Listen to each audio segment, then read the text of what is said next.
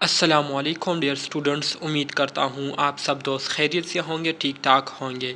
Dear students, आज के इस वीडियो में हम BSN 6 सेमेस्टर के सब्जेक्ट बिहेवियरल साइकोलॉजी के यूनिट नंबर 7 जो कि हमारे साथ हेल्थ साइकोलॉजी है, इसको आज हम डिस्कस करेंगे और इसको समझने की कोशिश करेंगे। डियर स्टूडेंट, KMU के एग्ज़ामिनेशन के हवाले से ये यूनिट जो है काफ़ी ज़्यादा इम्पोर्टेंट है, काफ़ी ज़्यादा कंसेप्चुअल है और इसमें जो है टर्म्स जो है कुछ ऐसी टर्म्स है जिसको कंसंट्रेशन के साथ सुनना बहुत ज़्यादा ज़रूरी है, क्योंकि आप जब इसको कंसंट्रेशन के साथ सुनेंगे तो तभी इसकी समझ आपको आएगी, वरना नहीं आएगी। ठीक है, अगर नहीं सुनेंगे तो कंसंट्रेशन के साथ जो है लेक्चर को सुने और जितने भी इम्पोर्टेंट पॉइंट्स हैं उसको अपने साथ नोट कर लिया करें। यूनिट को स्टार्ट करने से पहले तमाम दोस्तों से गुजारिश है कि चैनल को सब्सक्राइब करें और बेल आइकन को दबाएं ताकि नए वीडियोस की नोटिफिकेशन आप सब दोस्तों को टाइम पर मिलती रहे। डियर स्टूडेंट्स, इस यूनिट के ऑब्जेक्टिव्स हमारे साथ मौजूद है जिसमें हम मंदरजा झेल चीज़ों पर बात करेंगे। सबसे पहले हम आइडेंटिफाई करेंगे determinants of people health related behaviour. Health से रिलेटेड बिहेवियर के पीछे जो डिटर्मिनेंट्स है, जो फैक्टर्स है जिसकी वजह से लोग हेल्थ से रिलेटेड बिहेवियर्स को अपनाते हैं, ठीक है, इस पर हम बात करेंगे। और हेल्थ रिलेटेड बिहेवियर किसे कहते हैं इसको हम डिस्कस करेंगे। इसके बाद फिर हम अंडरस्टैंड करने की कोशिश करेंगे role of locus of control को, कि लोकस ऑफ कंट्रोल किसे कहते हैं, इसका मतलब क्या है। इसके साथ साथ एट्रीब्यूशन स्टाइल से क्या मुराद है। इसके साथ साथ protective measure for psychological health, वो कौन से प्रोटेक्टिव मेजर है जिससे हम साइकोलॉजिकल हेल्थ को क्या कर सकते हैं, प्रोटेक्ट कर सकते हैं। तो आज के इस लेक्चर में हम इन सारों चीज़ों को जो है डिटेल के साथ डिस्कस करेंगे इंशाल्लाह। तो डियर स्टूडेंट, स्टार्ट करते हैं हेल्थ साइकोलॉजी से। What is health psychology? जैसे कि इसके नाम से आपको पता चल रहा होगा कि असल में इसमें हम हेल्थ से रिलेटेड साइकोलॉजी को क्या करते हैं, स्टडी करते हैं। मतलब जो साइकोलॉजी हम स्टडी करते हैं तो उस साइकोलॉजी को हम क्या करते हैं, प्रैक्टिकली अप्लाई करते हैं हेल्थ पर, और इसी तरह से उसके ज़रिए फिर हम हेल्थ को इम्प्रूव करने की कोशिश करते हैं। या अगर कोई बीमारी लगी हुई हो या कोई डिसऑर्डर जो है वो काज हुआ हो, तो इस साइकोलॉजी के जितने भी मेथड्स हैं उसको जो है अप्लाई करते हुए हम उस डिसऑर्डर या उन डिजीज़ को क्या करते हैं, मैनेज करते हैं। तो इसको कहते हैं हेल्थ साइकोलॉजी। यहाँ पर डिफिनीशन आपको दिया गया है जिसमें कहता है कि health psychology can be defined is the application of psychological knowledge and methods to the study prevention and management of physical disease and disorder. कहते हैं कि हेल्थ साइकोलॉजी ये हमारे साथ साइकोलॉजी की एक ब्रांच है जिसमें हम क्या करते हैं, जिसमें हम साइकोलॉजिकल नॉलेज और मेथड्स को जो है उसको प्रैक्टिकली अप्लाई करते हुए हेल्थ से रिलेटेड जितने भी हमारे साथ डिजीज़ होते हैं, जितने भी हमारे साथ डिसऑर्डर होते हैं, चाहे वो फिज़िकल हो या मेंटली हो, तो उनसे सबसे पहले हम उसको स्टडी करते हैं। स्टडी करने के बाद उसको हम क्या करते हैं, उस स्टडी के ज़रिए हम फिर उनसे अपने आप को प्रिवेंट करने की कोशिश करते हैं। या अगर कोई फिज़िकल डिजीज़ या डिसऑर्डर हुई हो तो उसको हम क्या करते हैं, मैनेज करते हैं। तो इस पूरे प्रोसेस को क्या कहते हैं, इस पूरे प्रोसेस को हेल्थ साइकोलॉजी कहते हैं। Emotional adaptation and mental health are considered in health psychology only to the extent that they influence or are influenced by physical health and illnesses। इसी तरह से हमारे साथ इसमें जितने भी इमोशनल फैक्टर और मेंटल हेल्थ फैक्टर आते हैं तो इसको हम हेल्थ साइकोलॉजी में इसलिए कंसीडर करते हैं क्योंकि इन फैक्टर्स की वजह से हेल्थ साइकोलॉजी जो है ये क्या होती है, बहुत ज़्यादा इफ़ेक्ट होती है, बहुत ज़्यादा असरअंदाज होती है।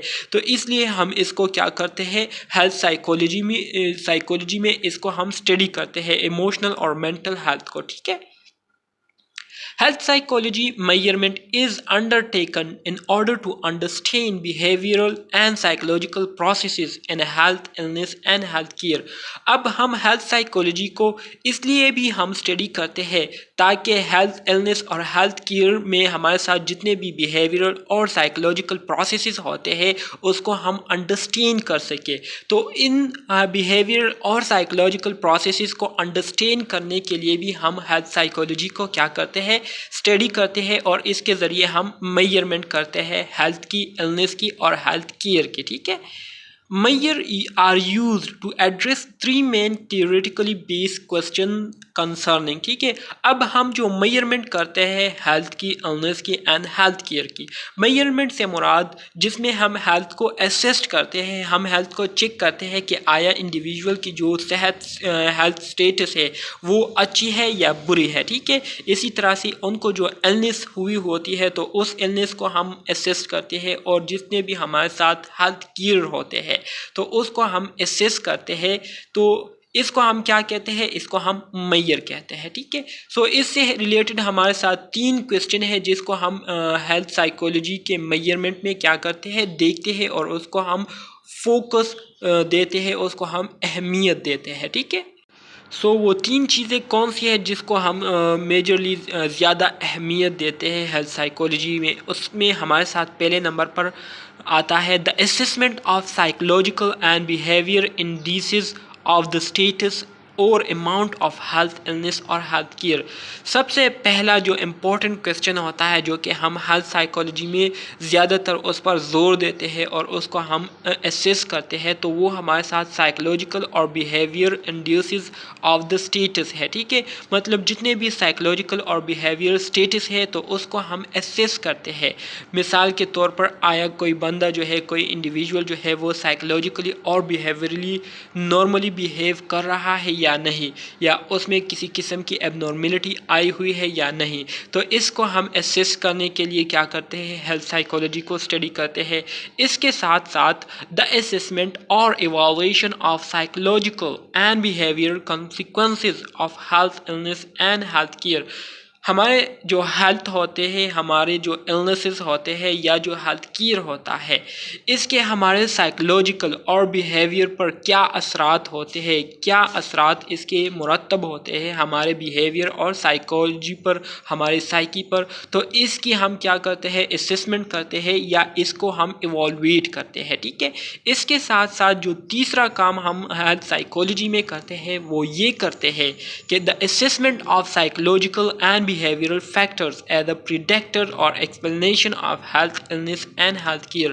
हमारे साथ जितने भी साइकोलॉजिकल और बिहेवियर फैक्टर्स है तो इसको हम एज अ प्रिडिक्टर जो है इसको हम यूज़ करते हैं ताकि हम हेल्थ इलनेस और हेल्थ केयर से रिलेटेड जितनी भी बातें हैं उसको हम बआसानी से एक्सप्लेन कर सके, उसको हम डिस्क्राइब कर सके, ठीक है। तो ये तीन काम जो है हम ख़ास तौर पर हेल्थ साइकोलॉजी को स्टडी करते हुए करते हैं।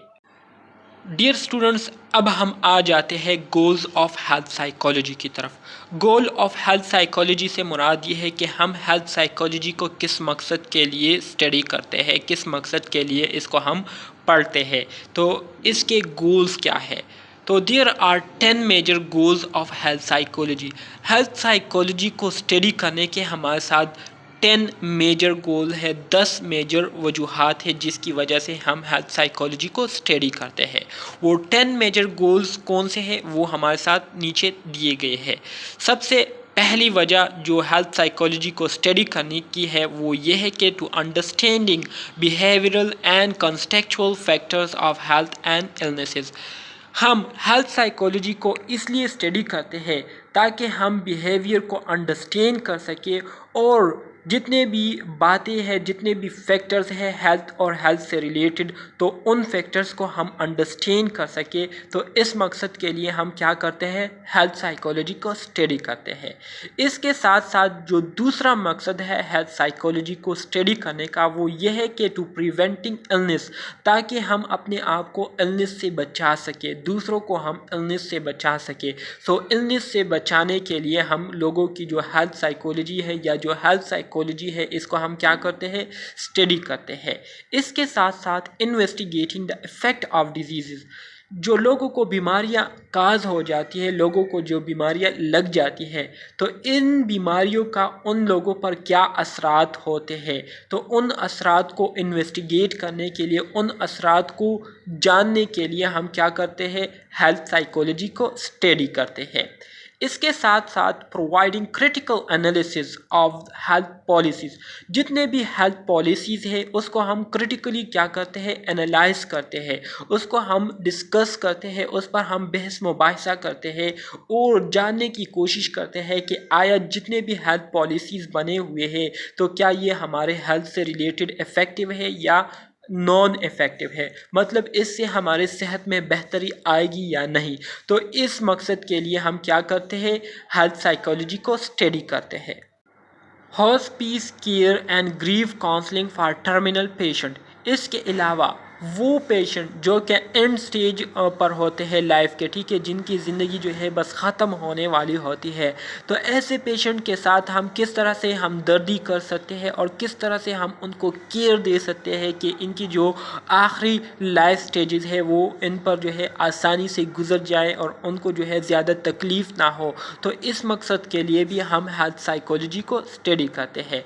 इसके साथ साथ conducting research on prevention and intervention in health problem, जितने भी हेल्थ प्रॉब्लम है उन हेल्थ प्रॉब्लम्स पर हम क्या करते हैं, रिसर्च करते हैं, ताकि हम उन हेल्थ प्रॉब्लम से दूसरे लोगों को जो है उनको प्रिवेंट कर सके और जिनको हेल्थ प्रॉब्लम हुई हो तो उनको हम क्या करें, उनको हम मैनेज करें, उनका हम इलाज करें, उनकी हम इंटरवेंशन करें। तो इस मकसद के लिए हम हेल्थ साइकोलॉजी को स्टडी करते हैं। इसके साथ साथ improving doctor patient communication, doctor और पेशेंट के दरमियान जो कम्युनिकेशन प्रोसेस होता है उसको बेहतर बनाने के लिए हम क्या करते हैं, हेल्थ साइकोलॉजी को स्टडी करते हैं। बेहतर हम इसको किस तरह से बनाएंगे, बेहतर हम इसको इस तरह से बनाएंगे कि हम अपने क्लाइंट को क्या करेंगे, हम अपने क्लाइंट को टीच करेंगे, उनको जो है डिफरेंट टेक्निक्स, डिफरेंट स्किल्स बताएंगे, उनको हम सिखाएंगे कि आप किस तरह से अपने डॉक्टर से जो है अपने सेहत से रिलेटेड क्वेश्चन कर सकते हैं, कौन कौन से क्वेश्चन कर सकते हैं, किस अंदाज में कर सकते हैं। तो इस तरह से जब वो फॉलो करेंगे इसको, तो जो डॉक्टर्स होंगे तो वो भी फिर अपने पेशेंट के साथ कोऑपरेट करेंगे, उनको जो है क्वेश्चंस के जो जवाबात है वो देंगे, ठीक है, और उनकी जो क्वेश्चंस है उनको जो है इम्पोर्टेंस देंगे। तो इस तरीके से हम क्या करते हैं, डॉक्टर और पेशेंट के दरमियान जो कम्युनिकेशन होती है, जो बातचीत होती है, उसको हम इम्प्रूव करते हैं। इसके साथ साथ improving adherence to medical advice, जितने भी हम मेडिकल एडवाइस अपने पेशेंट्स को देते हैं उनको कहते हैं कि आपने अपने सेहत का ख्याल रखना है, आपने जो है डेली जो है एक्सरसाइज करनी है, आपने जो है अब बेहतर तरीके से खुराक लेना है, आपने जो है इफ़ेक्टिव डाइट जो है वो करनी है, ठीक है, आपने जो है रोज़ जो है वो एक्सरसाइज करनी है। तो हम क्या करते हैं, ऐसे तरीके जो है अपनाते हैं जिससे हमारे जो पेशेंट है वो हमारे एडवाइसेस को क्या करे, उसको एक्सेप्ट करे, उस पर फिर वो क्या करे, अमल करे और अपनी जो ज़िंदगी है उसको इम्प्रूव करने में इम्पोर्टेंट रोल प्ले करे। तो इस मकसद के लिए हम हेल्थ साइकोलॉजी को स्टडी करते हैं।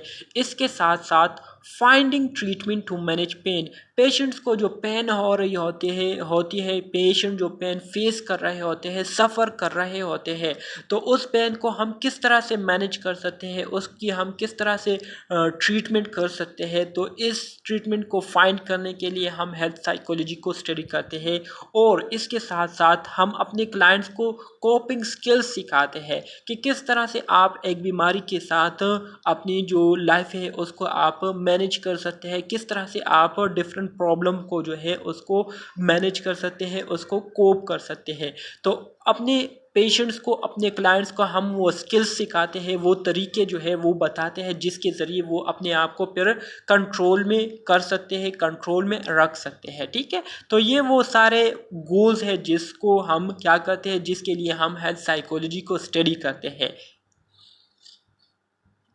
The determinants of health related behaviour, अब हेल्थ रिलेटेड बिहेवियर्स से हेल्थ रिलेटेड बिहेवियर के जो डिटर्मिनेंट्स है वो क्या है उसको हम डिस्कस करेंगे। लेकिन सबसे पहले हम बात करते हैं हेल्थ रिलेटेड बिहेवियर की, कि हेल्थ रिलेटेड बिहेवियर किसे कहते हैं। एनी बिहेवियर, कोई भी बिहेवियर हो, कोई भी रवैया हो, that effect a person health status, जो किसी शख्स के जो पर्सन हेल्थ स्टेटस होता है, सेहत की कंडीशन होती है, उसको अफेक्ट करती हो, इधर ख्वाह वो पॉजिटिव हो या नेगेटिव हो, is considered to be a health related behaviour. इसको हम हेल्थ रिलेटेड बिहेवियर कहते हैं। ठीक है, मतलब यह है इसका कि कोई भी रवैया हो जो कि किसी भी शख्स के जो सेहत कंडीशन होती है उसको अफेक्ट करती हो, उसको असरअंदाज करती हो, चाहे वो नेगेटिव हो या पॉजिटिव हो, चाहे उससे उनकी सेहत में बेहतरी आती हो या नेगेटिविटी आती हो, ख़राबी आती हो, तो इस किस्म के रवैये को हम क्या कहते हैं? इस किस्म के रवैये को हम हेल्थ रिलेटेड बिहेवियर कहते हैं।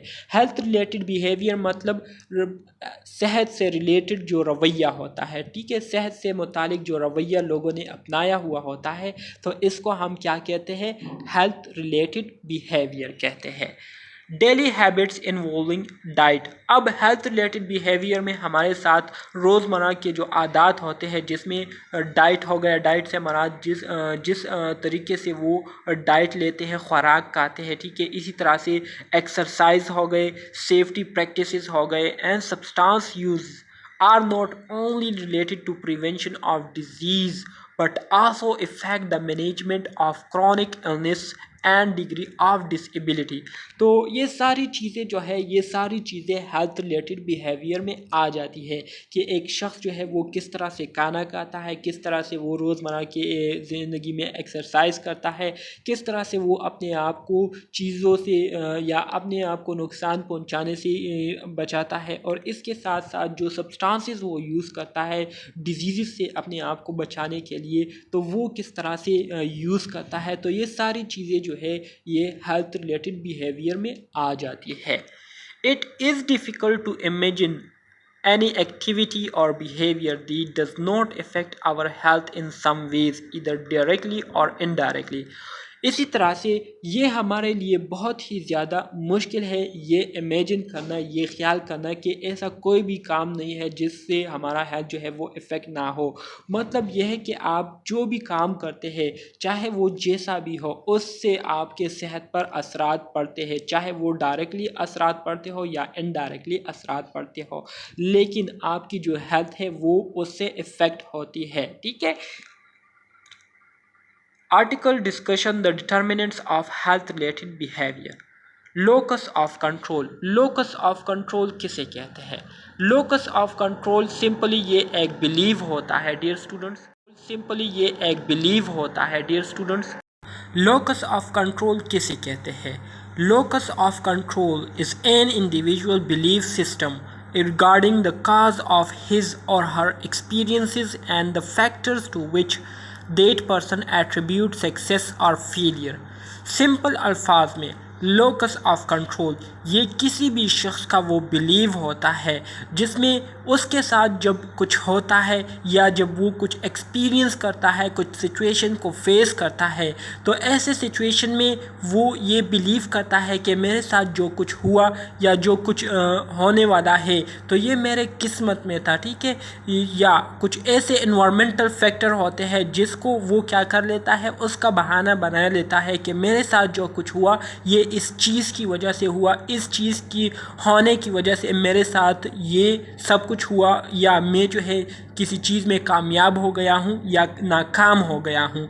तो इस किस्म के परसेप्शन को क्या कहते हैं, इस किस्म के बिलीव को क्या कहते हैं? इस किस्म के बिलीव को लोकस ऑफ कंट्रोल कहते हैं। ठीक है, इसका एक दूसरा डिफिनीशन भी हमारे साथ मौजूद है जिसमें कहते हैं कि द परसेप्शन ऑफ इंडिविजुअल, लोगों का एक परसेप्शन से मुराद ये है कि वो चीज़ों को किस तरह से सोचता है, किस तरह से वो एक चीज़ के बारे में माइंडसेट अपना बनाता है, तो इसको हम परसेप्शन कहते हैं। They things happen in his her life, does it his control or other external factors stimulate it.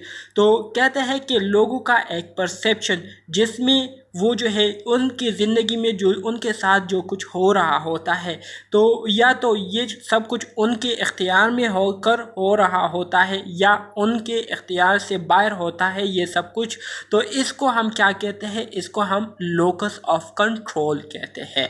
This concept is usually divided into 2 categories.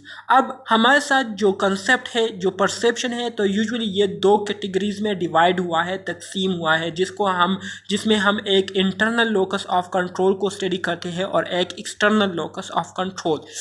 अब आ जाते हैं लोकस ऑफ कंट्रोल इंटरनल। अब इंटरनल लोकस ऑफ कंट्रोल की तरफ आते हैं। If a person has an internal locus of control, that person attribute success to his or her own effort and abilities. Internal locus of control बहुत ही simple है dear students.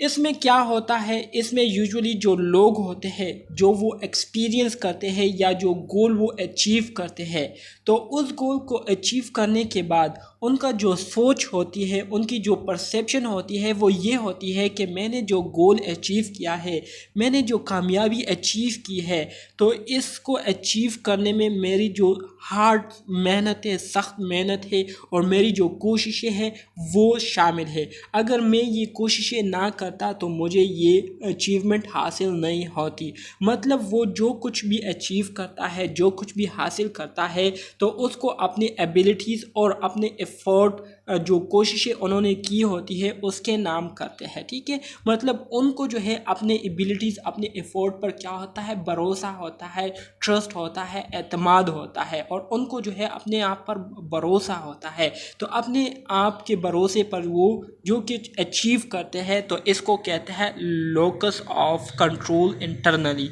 मतलब वो जो है हर चीज़ को अपने इख्तियार में समझते हैं। सिंपल अल्फाज में इसका मतलब ये है कि जो भी वो कुछ करते हैं तो वो ये समझते हैं कि ये सब कुछ मेरे इख्तियार में है। अगर मैं मेहनत करूँगा तो मैं इसको हासिल कर लूँगा, अगर मेहनत नहीं करूँगा तो मैं इसको हासिल नहीं कर सकूँगा। तो इसको कहते हैं locus of control internal. A person who expect to succeed will be more motivated and more likely to learn। अब इसमें वो लोग जो कि ये एक्सपेक्ट करते हैं कि मैं कामयाब हो जाऊंगा, तो इनकी ये एक्सपेक्टेशन जो है इनमें एक मोटिवेशन को पैदा करती है और इनमें जो है सीखने की जो सलाहियत है और सीखने की जो एबिलिटी है इन लोगों में क्या करती है, और भी ज़्यादा इंक्रीज़ करती है, जिससे वो फिर ज़्यादा से ज़्यादा सीखते हैं और ज़्यादा मोटिवेटेड रहते हैं। Locus of control is often view as an inborn personality component. ठीक है, अब जो लोकस ऑफ कंट्रोल है इसको एक इनबोर्न पर्सनैलिटी का कंपोनेंट भी कंसीडर किया जाता है। मतलब लोगों में जो लोकस ऑफ कंट्रोल मौजूद होता है तो इसको जो है बाय बर्थ एक कंपोनेंट समझा जाता है कि ये इनको बाय बर्थ जो है मिली हुई है। ठीक है, हाउएवर इसके अलावा there is also evidence that it is shaped by childhood experience including children interaction with their parent। इसके अलावा ये भी कंसीडर किया जाता है कि जो बच्चे बचपन में जो है वो एक्सपीरियंस जो कुछ करता है, ठीक है, तो उससे जो है इनमें बहुत ज़्यादा सीखने की सलाहियत जो है वो पैदा होती है और इनमें जो है वो शामिल होती है। मिसाल के तौर पर जब बच्चे अपने पेरेंट्स के साथ इंटरेक्शन करते हैं तो अगर उनके पेरेंट जो है उनके साथ सपोर्टिव जो है रोल प्ले कर रहे हो, अपने बच्चों को जो है वो इन्हांस कर रहे हो, उनको सपोर्ट करते हो और उनको जो है फ्री हैंड छोड़ते हो कि हमारे बच्चे जो कुछ करना चाहते हैं उनको हम करने दें, तो इससे बच्चों में एक खुद एतमादी जो है पैदा होती है और उनको फिर अपनी एबिलिटीज़ पर जो है भरपूर क्या होता है, भरोसा होता है, भरपूर उनको जो है यकीन होता है कि हाँ मैं ये कुछ कर सकता हूँ। तो इसका मतलब यह है कि बचपने में उनके साथ जो एक्सपीरियंस हुआ होता है, उन्होंने जो एक्सपीरियंस किया हुआ होता है, तो ये भी बहुत ज़्यादा डिपेंड करता है किसी भी इंडिविजुअल के इंटरनल लोकस ऑफ कंट्रोल पर। ठीक है, For example, children who were raised by parents who encourage their independence and help them to learn the connection between action and their consequences tended to have a more well-developed internal locus of control।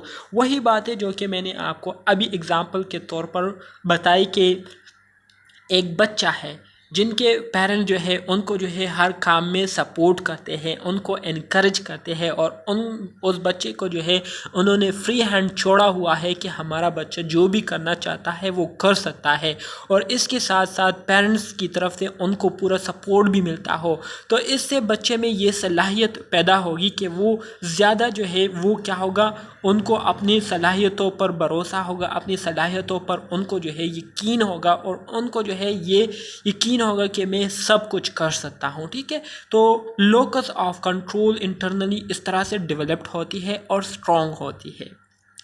इसके अलावा अगर locus of control external की हम बात करें तो इसमें जो इंडिविजुअल होते हैं वो यूजुअली जो कुछ अचीव करते हैं या जो कुछ वो अचीव नहीं करते उसमें नाकाम होते हैं, तो इसमें उनका जो परसेप्शन होता है, उनकी जो सोच होती है वो यही होती है कि मैंने जो कुछ अचीव किया है ये मेरे किस्मत में था, अगर मेरे किस्मत में ना होता तो मैं इसको अचीव नहीं कर सकता, ठीक है, या नहीं कर पाता। तो इस तरह के लोग जो है वो सब कुछ जो है किस्मत पर डालते हैं, ठीक है, और इनको जो है अपने जो कोशिश करने की जो सलाहियत है उन पर इतना भरोसा नहीं होता। अ person with an external locus of control who attribute his और her success to luck or fate will be less likely to make the effort needed to learn, ठीक है।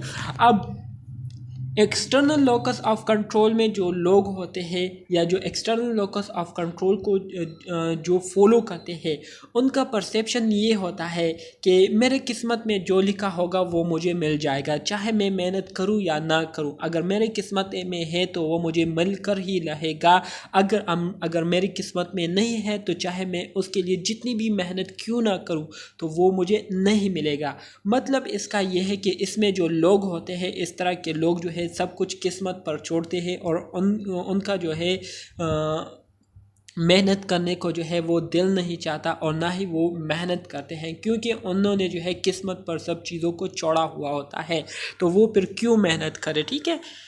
People with an external locus of control are also more likely to experience anxiety since they believe that they are not in control of their life। अब जो external locus of control वाले लोग होते हैं तो उनको हर वक्त जो है डर लगा हुआ होता है, हर वक्त जो है वो डरते रहते हैं, क्योंकि इनको जो है अपने जो सलाहियतें हैं उस पर भरोसा नहीं होता और वो डरते हैं कि अगर हमने कुछ इस तरह कुछ ऐसा वैसा किया तो इससे हमको नुकसान हो सकता है, तो इस वजह से वो डरते रहते हैं।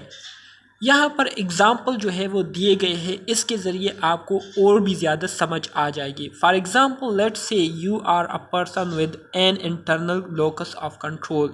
मिसाल के तौर पर आप जो है एक बंदे हैं जो कि आप इंटरनल लोकस ऑफ कंट्रोल वाले हैं, मतलब आपको अपनी सलाहियतों पर, अपनी एबिलिटीज़ पर भरोसा है, ठीक है, यकीन है। And you get a promotion at work or achieve some other type of success, ठीक है, और आपने जो है आपको प्रमोशन मिली, ठीक है, काम करने में, और या आपको जो है कामयाबी मिल गई। You will probably attribute that positive and result to the work you put in other word your success was a direct result of your hard work. तो आपको अब जो कामयाबी मिली हुई है या जो प्रमोशन आपको मिल गई है, तो ज़ाहिरी बात है इसकी जो क्या कहते हैं, इसकी जो क्या कहते हैं इसका जो सिला है आप अपनी मेहनत को देंगे। आप ये सोच होगी कि मैंने इसके लिए सख्त मेहनत की थी जिसकी वजह से मैं आज अपनी जो मेरा मकसद था उसमें मैं कामयाब हो गया हूँ या कामयाब हो गई हूँ। तो अगर मैं ये हार्ड वर्क ना करता, अगर मैं ये सख्त मेहनत ना करता, दिन रात इस पर एक ना करता या करती, तो मुझे ये कामयाबी आज नहीं मिलती। तो इस तरह से आपने जो है अपनी एबिलिटीज़ को सराहा है, ठीक है, आपने अपनी एबिलिटीज़ को जो है उसको और भी ज़्यादा एनहेंस कर लिया है, ठीक है। इसी तरह से अगर दूसरी तरफ हम देखें, you have an external locus of control. अब हम एक्सटर्नल लोकस ऑफ कंट्रोल की बात करते हैं। You might attribute that promotion or success to external or environmental factors such as luck, fate, timing, other people or some types of divine intervention। तो अगर आपको ये कामयाबी मिले, जो एक्सटर्नल लोकस ऑफ कंट्रोल वाले लोग हैं वो ये सोचते होंगे कि यार या तो मेरी शक्ल अच्छी है, ठीक है, या बस मेरी किस्मत ही अच्छी थी इस वजह से मुझे जो है ये प्रमोशन मिली है, या कुछ मेरे दोस्त ही ज़्यादा थे, ठीक है, मेरे दोस्तों ने मेरी जो है तारीफ़ें बहुत की है तो इस वजह से मुझे मिला है, ठीक है, ये प्रमोशन या ये कामयाबी। तो यूजुअली लोग जो है वो डिपेंड करेंगे किस्मत पर और उनको जो है अपनी एबिलिटीज़ का पता नहीं होगा, उनको अपनी एबिलिटीज़ पर किसी किस्म का भरोसा एतमाद नहीं होगा, ठीक है। और किस्मत को वो सब कुछ अचीवमेंट, वो सब कुछ डेडिकेशन करेंगे। Let use the same example and say that you were denied a promotion. मिसाल के तौर पर यही एग्ज़ाम्पल लेते हैं और कहते हैं कि आपको जो है प्रमोशन से मना किया गया, ठीक है, आपको प्रमोशन नहीं दी गई। अब जो इंटरनल लोकस ऑफ कंट्रोल वाले लोग होंगे, उनका जो पॉइंट ऑफ व्यू होगा वो ये होगा कि यार मुझे ये प्रमोशन जो नहीं मिली है या जो प्रमोशन मेरी रोक की गई है, तो इसकी बुनियादी वजह ही यही है कि या तो मैंने अपना काम जो है वो टाइम पर मुकम्मल नहीं किया था, या मैंने इसके लिए सख्त मेहनत नहीं की थी जो कि इसके लिए रिक्वायर्ड होती है, तो इस वजह से मुझे प्रमोशन नहीं मिली।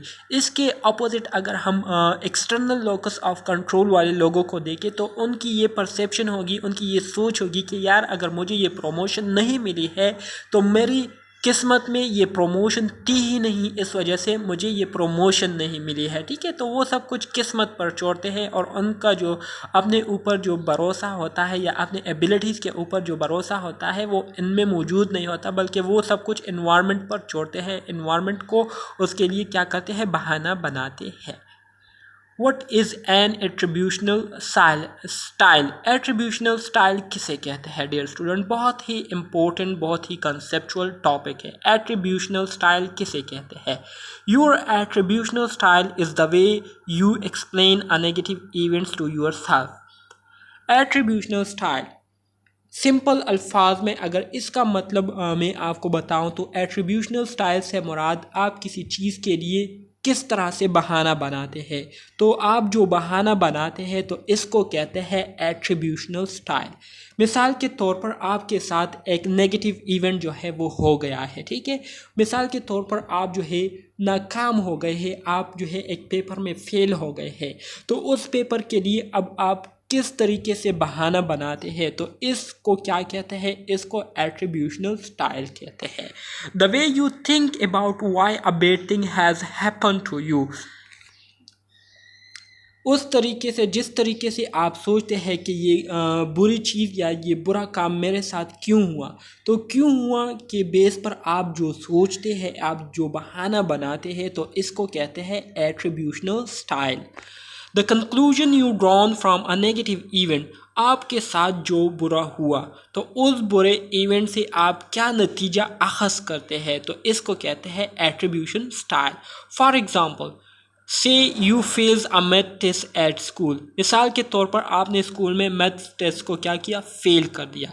If you have a positive attributional style you might say something like, अगर आपका जो एट्रीब्यूशनल स्टाइल पॉजिटिव होगा तो आप जो है इस तरह से बहाना बनाएंगे कि this was an unusual hard test, ये टेस्ट जो था ये असल में बहुत ज़्यादा सख्त था, बहुत ज़्यादा हार्ड था। I did not study well for this one, और मैं जो है मैंने इसके लिए इतनी अच्छी मेहनत नहीं की थी, जिसकी वजह से मैं क्या हुआ, मैं फेल हो गया। लेकिन अगर आपका एट्रीब्यूशनल स्टाइल नेगेटिव होगा तो आप क्या करेंगे, आप ये कहेंगे कि if you have a negative attributional style you are more likely to say something like I am bad at maths, मैं मैथ्स में बुरा हूँ, मुझे मैथ्स बिल्कुल नहीं आती। This result shows what a bad student I am, इस maths के रिज़ल्ट से मुझे पता चल रहा है, इससे मुझे ये पता चल रहा है कि मैं कितना बुरा स्टूडेंट हूँ। Nothing is going to change, और कुछ भी अच्छा नहीं होने वाला मेरे साथ। एंड इट्स मीन्स, इसका मतलब ये है I am bad at other hard subject is well, इसका मतलब ये है कि मैं दूसरे जो सख्त सब्जेक्ट है, जो मुश्किल सब्जेक्ट है, उसमें भी मैं बुरा हूँ। I am not going to do well at school, और मैं स्कूल में अच्छा परफॉर्मेंस नहीं दे सकता। तो इसको क्या कहते हैं, आपने एक पेपर से जो है पूरे सब्जेक्ट्स के लिए बहाना बना दिया है, और इवेंट्स आपने स्कूल छोड़ने का भी एक बहाना बना दिया है, तो इसको कहते हैं negative attributional style. Dear students, अब आ जाते हैं इंटरनल वर्सेस एक्सटर्नल की तरफ। Attribution theory proposes that attribution people make about events and behaviour can can classed as either internal और एक्सटर्नल। वो लोग जो कि एट्रीब्यूशन बनाते हैं तो इसमें हमारे साथ इंटरनल किस्म के एट्रीब्यूशन भी है और एक्सटर्नल भी है। अगर हम इंटरनल या डिस्पोजिशनल एट्रीब्यूशन की बात करें तो यूजुअली ये हमारे साथ वो एट्रीब्यूशन होते हैं जिसमें हम जो है ये बात करते हैं कि इस बंदे में जो सलाहियतें मौजूद है ये इसमें पैदाइशी तौर पर इनमें ये सलाहियतें मौजूद है और पैदाइशी तौर पर इनकी जो सोच है वो इस तरह से है। तो इसको हम क्या कहते हैं, इंटरनल या डिस्पोजिशनल एट्रीब्यूशन कहते हैं। People infer that an event or a person behavior is due to personal factors such as trait, abilities or feeling। अब जो इंटरनल या डिस्पोजिशनल एट्रीब्यूशन होती है तो इसमें जो लोग होते हैं, लोगों के बारे में लोग जो इवेंट फेस करते हैं या पर्सन जो बिहेवियर अपनाते हैं, जो रवैया वो अपनाते हैं किसी इवेंट को फेस करने के बाद, तो उसके बारे में जो उनका परसेप्शन होता है या लोगों का जो परसेप्शन होता है वो यही होता है कि इस बंदे में ये सलाहियत पैदाइशी तौर पर मौजूद है या इस बंदे की जो सोच है वो पैदाइशी तौर पर इस तरह से है, इस तरह से ये सोचता है, फील करता है। तो इसको हम क्या कहेंगे, इसको हम इंटरनल या डिस्पोजिशनल एट्रीब्यूशन कहेंगे। इसके अलावा अगर हम एक्सटर्नल या सिचुएशनल एट्रीब्यूशन की बात करें तो इसमें लोग जो बिहेवियर अपनाते हैं तो वो क्या करते हैं, एनवायरमेंटल सिचुएशंस को देखकर, माहौलियाती जो तब्दीलियाँ होती है उसको देखकर उसके बुनियाद पर वो क्या करते हैं, बिहेव करते हैं या बिहेवियर अपनाते हैं। तो इसको हम फिर एक्सटर्नल या सिचुएशनल एट्रीब्यूशन कहते हैं। मिसाल के तौर पर Maria car breaks down on the freeway, ठीक है। If she believes the breakdown happened because of her ignorance about car, she is making an internal attribution। मिसाल के तौर पर मारिया ने जो है एक कार को जो है उसको तोड़ दिया है, ठीक है। अब इसके बारे में अगर वो ये सोचे कि जो कार मुझसे टूट गई है ये मेरी इग्नोरेंस की वजह से टूट गई है, मेरी लापरवाही की वजह से टूट गई है, और उसके लिए वो अपने आप को जो है क्या करार देती है, जिम्मेदार करार देती है। तो इसका मतलब ये है कि इनमें जो एट्रीब्यूशन है वो इंटरनल एट्रीब्यूशन है।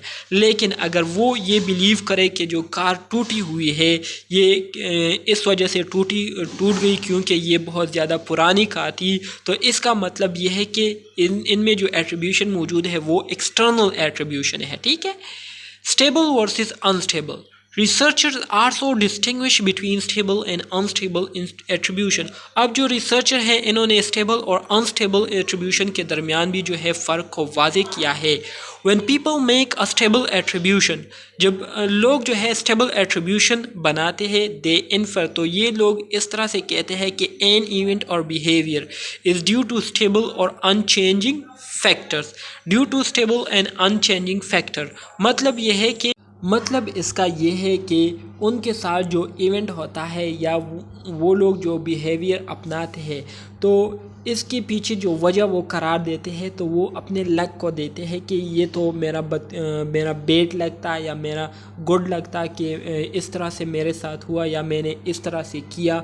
और इसके साथ साथ जो अनस्टेबल एट्रीब्यूशन होते हैं उनमें लोग जो बिहेवियर करते हैं या जो इवेंट को फेस करते हैं तो वो किस वजह से करते हैं, ड्यू टू अनस्टेबल या टेम्परेरी फैक्टर, जिसमें वो लोग जो है ये कहते हैं कि अगर मैंने जो है मेरे साथ जो हुआ है या मैंने जो बिहेवियर अपनाया हुआ है, मिसाल के तौर पर मैंने जो है अच्छे मार्क्स लिए हैं तो इसकी बुनियादी वजह यह है कि मैंने उसके लिए मेहनत बहुत ज़्यादा की थी, मैंने जो है दिन रात एक करके उसके लिए मेहनत की थी जिसकी वजह से मेरे जो मार्क्स हैं वो अच्छे आ गए। तो इसको हम क्या कहेंगे, अनस्टेबल एट्रीब्यूशन कहेंगे। मिसाल के तौर पर Farhan gets a D grade on his psychology term paper. Farhan ने जो है साइकोलॉजी के टर्म पेपर्स में साइकोलॉजी में डी ग्रेड्स मार्क्स लिए हैं, ठीक है। If he attribute the grades to the fact that he always has a bad luck, he is making a stable attribution। अब इसने जो डी ग्रेड्स मार्क्स लिए हैं तो इसके बारे में अगर वो ये सोचे कि ये जो डी ग्रेड्स मार्क्स मेरे आए हुए हैं ये मेरी बदकिस्मती है और मेरा किस्मत ही ख़राब है, इस वजह से मेरे डी ग्रेड मार्क्स आए हैं, तो इसका मतलब ये है कि वो स्टेबल एट्रीब्यूशन कर रहा है। ठीक है, वो क्या कर रहा है, स्टेबल एट्रीब्यूशन बना रहा है, बहाना बना रहा है। लेकिन अगर वो ये सोचे कि मेरे जो डी ग्रेड्स मार्क्स आए हैं ये मेरे मेहनत ना करने की वजह से आए हुए हैं और मैंने इसके लिए अच्छी मेहनत नहीं की थी जिसकी वजह से मेरे ये मार्क्स आए हैं, तो यूजुअली वो फिर अनस्टेबल एट्रीब्यूशन को क्या कर रहा है, उसको रिप्रेजेंट कर रहा है। Global versus specific. Dear students, अब हम बात करेंगे ग्लोबल वर्सेस स्पेसिफिक की। Global attribution and specific attribution. Global attribution से मुराद ये है कि एक बंदा है, उसके मार्क्स जो है वो एक पेपर में अच्छे नहीं आते, वो एक पेपर में फ़ेल हो जाता है और वो इस एक पेपर में फ़ेल होने की वजह से पूरे सब्जेक्ट्स को, जितने भी उनके सब्जेक्ट्स हैं उन पूरे सब्जेक्ट्स को वो क्या कर लेता है, ब्लेम कर लेता है और ये कहता है कि मैं किसी भी सब्जेक्ट में ठीक नहीं हूँ, मुझे कुछ भी नहीं आता, मैं स्कूल पढ़ने की काबिल ही नहीं हूँ। और वो जो है पूरे सब्जेक्ट्स को क्या कर लेता है, ग्लोबलाइज कर लेता है, उसको जो है इंक्लूड कर देता है एक नाकामी के एक सब्जेक्ट के बेस पर, तो इसको कहते हैं ग्लोबल एट्रीब्यूशन।